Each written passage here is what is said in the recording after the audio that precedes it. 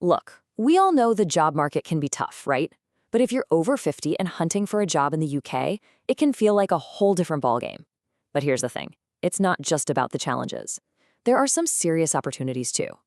The game has definitely changed, but so have you. All those years of experience, that's not a liability. It's your secret weapon. So let's dive in and figure out how to make that experience really, really count. So here's what we're going to cover. First, we'll get real about the over 50 job challenge. Then we'll get super practical and talk about rewriting your CV. After that, we'll get into how to manage the search without burning out. And finally, we'll talk about why your experience is, without a doubt, your greatest strength. Okay, so first up, the over 50 job challenge. Look, before we jump into all the solutions, we've got to understand the landscape. What are the hurdles that older job seekers are actually facing right now? Now, I know what you're thinking. This quote is from a 24-year-old. But that feeling of hitting a brick wall over and over, that's universal. And for so many job seekers over 50, that feeling of demoralization is even stronger. It gets mixed up with worries about ageism or feeling like you're out of touch. It's that awful feeling of having so much to offer, but you're not even getting a chance to prove it. And this isn't just a feeling, right? This slide puts a hard number on it. Almost a third of unemployed people over 50 have been out of work for over a year. That's higher than any other age group.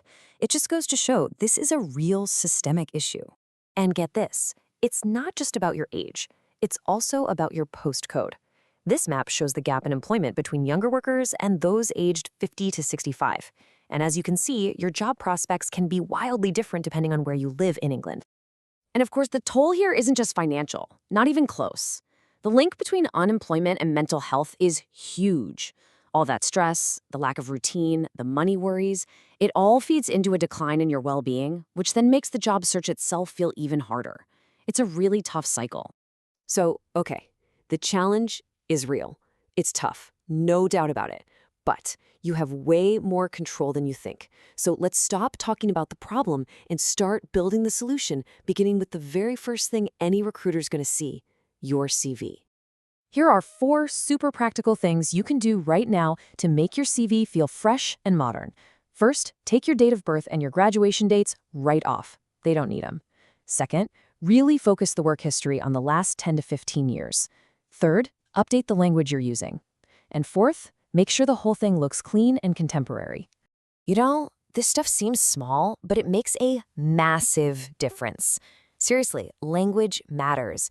Just swapping out something like U-levels for GCSEs or changing a vague phrase like over a number of decades to a confident, extensive experience in.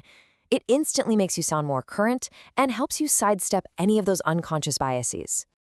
And hey, beyond those age-proofing tricks, some rules are just golden. Keep your CV short and sweet. 2 pages, 3 at the absolute max. And please, always tailor it to the job you're applying for. Use the key words from their description. And if you've got a gap in your employment, don't hide it. Frame it positively. That wasn't a gap. That was a time you spent learning a new skill or volunteering. That shows initiative, and every company wants that. Okay, you've got this killer CV. Now for the next big hurdle. Keeping your head in the game. Let's talk about how to actually manage the search, because honestly, avoiding burnout is just as important as writing a great cover letter. So let's be really clear about what we mean by burnout. This isn't just feeling a bit fed up with applying for jobs. No, it's a recognized syndrome that comes from chronic stress. It's that deep down exhaustion, that cynicism where you feel like nothing you do even matters. Just knowing what it is, that's the first step to fighting it. This phrase right here, this could be a total game changer for you. It's so easy for your days to lose all structure when you're not working.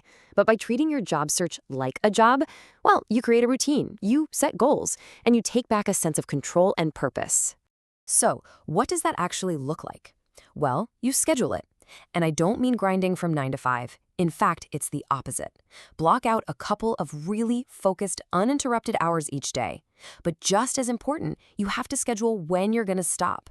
That's what stops the search from taking over your entire life and leading to that burnout we just talked about. And listen, the work you do when you're away from the computer is absolutely critical. Getting some exercise, sticking to a routine, talking to friends and family, getting a good night's sleep, these aren't luxuries.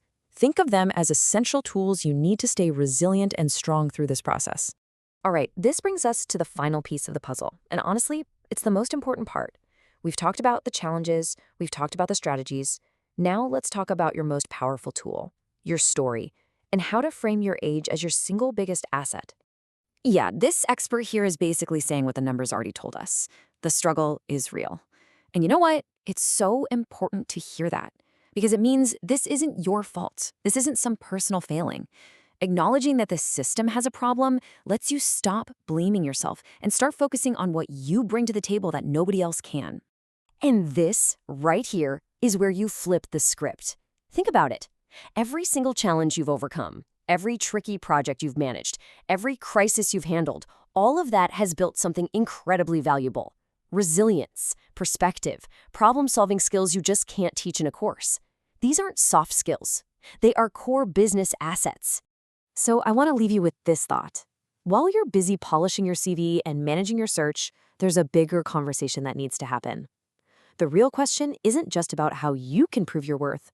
It's about how employers can get smart enough to realize that decades of experience isn't something to be filtered out. It's something to be actively recruited. Because that's where the real value is.